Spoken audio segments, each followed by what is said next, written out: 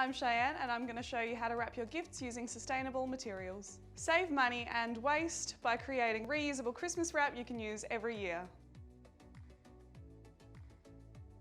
To wrap your gifts sustainably, you'll need your gifts, canvas sheet, Hessian, string or twine, scissors, and assorted plants from your garden. I'll be using a canvas drop sheet and Hessian in place of wrapping paper.